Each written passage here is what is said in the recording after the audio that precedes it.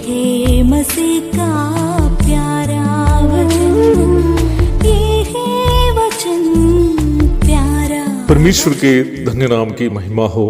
प्रभात मनन के सत्र 2369 में आप सभी का बहुत ही विनम्रता के साथ स्वागत करता हूं। आइए आज के मनन के लिए हम पढ़ते हैं पुनः पत्रस की पहली पत्री 2 अध्याय 17वीं पद। सबका आदर करो, भाइयों से प्रेम रखो, परमेश्वर से डरो, राजा का सम्मान करो। जब बाइबल उद्धार प्राप्त परमेश्वर के लोगों से कहती है कि परमेश्वर से डरो, वचन ये नहीं कह रहा है कि हम परमेश्वर से ऐसे डरो जैसे संसार के लोग ईश्वर से डरते हैं। संसार के लोग ईश्वर नामक अदृश्य व्यक्तित्व से इस धारणा से डरते हैं कि वह पाप करने वाले को दंड देने वाले हैं। इस वजह से दुनिया के कई तथाकथित धर्मों में प्रकृति की उन वस्तुओं को ईश्वर समझकर पूजने लगे जिन वस्तुओं से मनुष्य पर विपत्तियां आ पड़ती है। गर्मी देने के कारण सूरज को, बाढ़ लाने के कारण नदी को, जला देने के कारण आग को पूजा लोग करने लगे और अन्य कई वस्तुओं की भी पूजा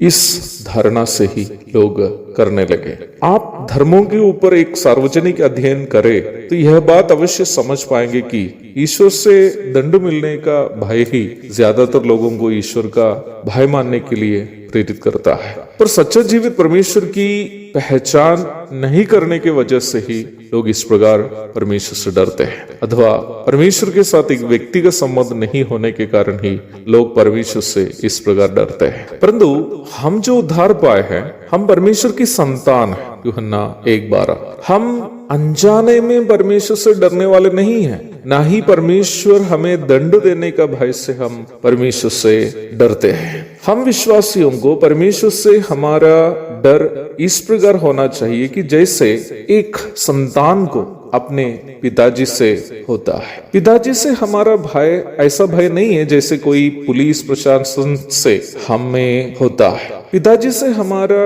डर, पिताजी से हमारा गहरा प्रेम से उत्पन्न डर है।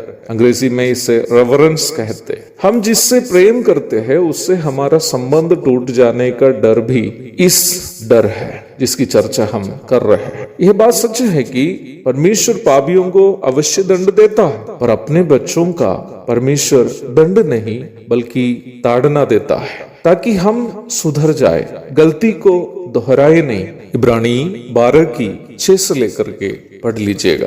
जब पत्रस कहता है कि परमेश्वर से डरो, पद का अर्थ यह है कि परमेश्वर से प्रेम करने के कारण हम अपने जीवन के द्वारा परमेश्वर का आदर करें। हम ऐसा कुछ भी नहीं करें जिससे हमारा स्वर्गीय पिता दुखित हो जाए। हमारे जीवन का उद्देश्य हमारे स्वर्गीय पिता की महिमा के लिए हो जाना चाहिए। एक और शुभ दिन की धन्य कामनाओं के साथ आज का मनन में यह समाप्त करता हूँ। प्रभु आप सबको आशीष दे।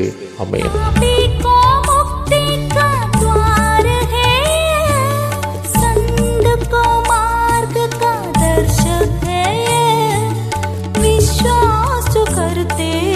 उसके लिए अनंत जीवन का